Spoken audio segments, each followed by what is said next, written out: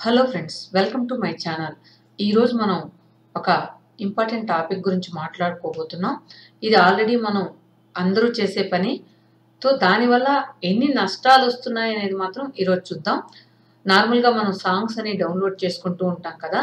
ఏదైనా free songs, free download అంటే ఎవరికైనా ఒక ఇంట్రెస్ట్ ఉన్న సాంగ్స్ ఉంటే డౌన్లోడ్ చేసుకుంటూ ఉంటాం. ముఖ్యంగా అమ్మాయిలు డౌన్లోడ్ చేసుకునే ముందు ఒక్కసారి ఆలోచించండి.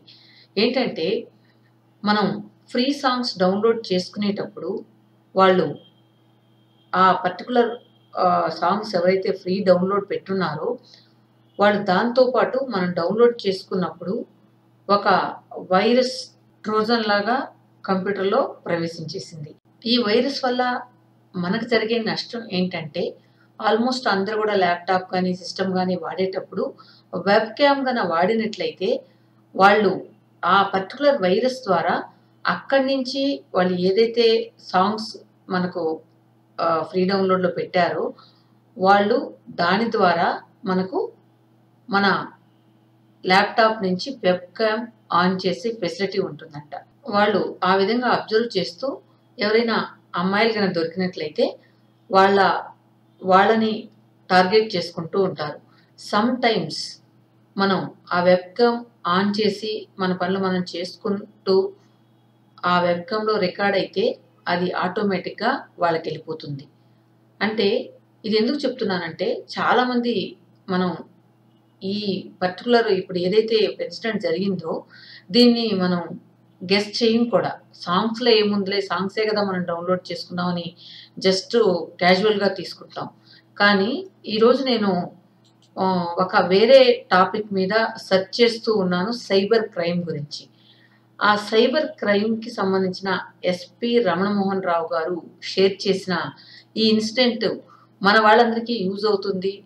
మనం ఎప్పుడు తెలిసి తెలియక ఇలాంటి తప్పులు చేస్తుంటాం అని చెప్పి నేను జస్ట్ ఇప్పుడే చూశాను. వెంటనే ఈ వీడియో చేసి అట్లీస్ట్ కొంతమందికైనా ఇది హెల్ప్ అవుతుందేమో అలా యూజ్ చేసే వాళ్ళకని చెప్పి ఈ వీడియో పెట్టడం జరిగింది. ఆ ఇన్సిడెంట్ ఏంటో తెలుసుకుందాం. ముఖ్యంగా ఆ అమ్మాయికి హ్యాట్స్ ఆఫ్ చెప్పాలి, ఎందుకంటే ధైర్యంగా ముందుకొచ్చి పోలీసులకు చెప్పడం అనేది. ఓకే ఫ్రెండ్స్, అదేంటో చూసేద్దాం. ఒక అమ్మాయి వచ్చి క్రైమ్లో కంప్లైంట్ ఇచ్చింది, సైబర్ క్రైమ్ కింద. అదేంటంటే, సార్ నా ఫొటోస్ అన్నీ, న్యూడ్ ఫొటోస్ అన్నీ ఒకళ్ళు పంపించి నాకు బ్లాక్మెయిల్ చేస్తున్నారు. ఇప్పటికీ నేను వాళ్ళకి 36,000 పే చేశాను సార్. ఇంకా నాకు డబ్బులు కావాలి అని చెప్పి నా ఫొటోస్ అన్నీ పంపించి బ్లాక్మెయిల్ చేస్తున్నారు అని చెప్పి రమణమోహన్ రావు ఎస్పీ క్రైమ్ వాళ్ళకి కంప్లైంట్ ఇచ్చింది. అప్పుడు వాళ్ళు ఆ ఫొటోస్ చూసి ఏమైనా మాఫింగ్ చేసుంటారేమో అని చెప్పి చెక్ చేశారు. చెక్ చేసినప్పుడు అంటే కొంతమంది మన తలలు తీసుకుపోయి వేరే వాళ్ళకి పెట్టడం అలా కూడా చేస్తూ ఉంటారు కదా. అలా అని చెప్పి వాళ్ళు దాని మీద వర్కౌట్ చేసినప్పుడు ఆ అమ్మాయి ఏం చెప్పిందంటే, సార్ నాకు భుజం మీద పుట్టుమచ్చ ఉంది. సో ఇది మాఫింగ్ చేసిన ఫోటో అయితే కాదు సార్, ఇది నా ఫోటో లాగే ఉంది అని చెప్పిందంట. ఇది ఎలా సాధ్యం? నేనైతే పక్కా ట్రెడిషనల్ అమ్మాయిని సార్, మాకు ఇలాంటివన్నీ ఏం తెలియదు అని చెప్పిందంట ఎస్పీ సార్ దగ్గర. మరి ఇది ఎలా జరిగింది అని చెప్పి వాళ్ళు ఇన్వెస్టిగేషన్ చేసినప్పుడు ఈ అమ్మాయి వాడే సిస్టమ్ని వాళ్ళు హ్యాండ్ ఓవర్ చేసుకుని దాని మీదే ఇన్వెస్టిగేషన్ చేశారు. అప్పుడు బయటపడింది ఈ అమ్మాయి డౌన్లోడ్ చేసుకున్న సాంగ్స్ నుంచి వాళ్ళు అక్కడి నుంచి, అంటే ఉత్తరప్రదేశ్ నుంచి, అక్కడి నుంచి ఆపరేట్ చేశారు వెబ్ క్యామ్ని. ఈ వెబ్ క్యామ్ ఆపరేట్ చేసినప్పుడు ఈ అమ్మాయి రూమ్లో డ్రెస్ చేంజ్ చేసుకున్నప్పుడు అంతా కూడా రికార్డ్ అయిపోయింది. ఈ విధంగా రికార్డ్ అవుతూ వాళ్ళు కొన్ని పిక్స్ని అందులోంచి సెలెక్ట్ చేసుకొని ఈ అమ్మాయికి పంపడం స్టార్ట్ చేశారు. ఈ అమ్మాయికి పంపడం స్టార్ట్ చేసిన తర్వాత అందులో కొన్ని పిక్స్ చూపించి బ్లాక్మెయిల్ చేశారు. ఒకవేళ నువ్వు డబ్బులు ఇవ్వకపోతే దీన్ని మనం పబ్లిష్ చేస్తాం, ఓపెన్గా పబ్లిష్ చేస్తాం, అటు ఇటు అని చెప్పి ఆ అమ్మాయిని బ్లాక్మెయిల్ చేశారు. ఇక ఆ అమ్మాయి భయపడిపోయి ఇది ఎలా జరిగింది ఏంటి అని చెప్పి భయపడిపోయి డబ్బులు ఇస్తూ వచ్చింది. ఒకసారి 5,000, ఒకసారి 10,000 అలా డబ్బులు ఇస్తూ టోటల్గా 36,000 పే చేసింది. పే చేసిన తర్వాత ఇంకా వాటి టార్చర్ తట్టుకోలేక సైబర్ క్రైమ్లో కంప్లైంట్ ఇస్తే లాస్ట్కి ఇన్వెస్టిగేషన్ చేసిన తర్వాత అర్థమైంది వాళ్ళు సాంగ్స్ డౌన్‌లోడ్ చేసుకున్నందువల్ల ఇంత ప్రాబ్లమ్ జరిగింది అని చెప్పి. తర్వాత వాళ్ళ దగ్గరికెళ్ళి వాళ్ళ సిస్టమ్‌లో చూస్తే ఇలాంటి అమ్మాయిలు చాలా మందున్నారంట.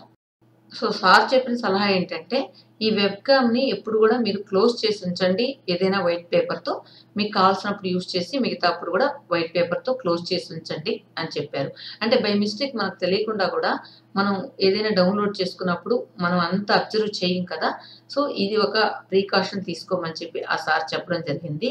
ఇంకా అంతే కాకుండా చాలామంది యూట్యూబర్స్ గూడా కొన్ని అబ్యూజింగ్ వర్డ్స్ వస్తూ ఉంటాయి. కానీ అవతల వాళ్ళు డిఫరెంట్ ఈమెయిల్ ఐడీస్ క్రియేట్ చేసుకొని, మనం ఏదైనా కామెంట్లు పెట్టడం, వల్గర్‌గా కామెంట్స్ పెట్టడం ఇలాంటివన్నీ జరుగుతూ ఉంటాయి. అలాంటి వాటికి కూడా మనం కంప్లెయింట్ ఇయ్యొచ్చు.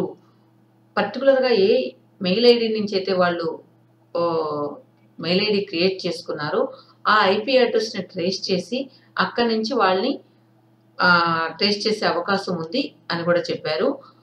చాలామంది మనం అనుకుంటూ ఉంటాం. ఈవెన్ మనకేదైనా ఇలాంటి ప్రాబ్లమ్ వచ్చినప్పుడు ఆబ్వియస్‌గా అందరూ లైట్ తీసుకో, వదిలేయి అట్లాంటి ఎదవలకి ఒక పిచ్చి కుక్కలనుకోండి వదిలేయండి అంటుంటారు. కానీ ఇలా వదిలేయడం వల్లనే ఈ క్రైమ్ రేట్ ఎక్కువవుతుందేమో అని చెప్పి కూడా చెప్పొచ్చు. ఈవెన్ సార్ మాటల్లో చాలామంది భయపడుతూ ఉంటారు. మనం బయటొచ్చి చెప్తే ఈ ప్రాబ్లమ్ అవుతుందేమో, ఆ ప్రాబ్లమ్ అవుతుందేమో అని చెప్పి. కానీ యాక్చువల్‌గా అందరూ గూడా ఇలాంటి ప్రాబ్లమ్స్ ఫేస్ చేసినప్పుడు వదిలేయడం వల్లనే ఇవి ఎక్కువవుతున్నాయి. సో, వుమెన్ గూడా ఒక స్టెప్ ముందుకొచ్చి ఒక కంప్లెయింట్ ఇవ్వడం, యాక్షన్ తీసుకోవడం.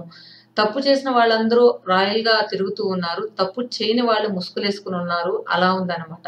ఈవెన్ టీవీలో గూడా మనం టీవీ షోలో గూడా చూస్తున్నాం. ఎవరైతే తప్పు చేశారో వాళ్ళు దర్జాగా ఉంటారు.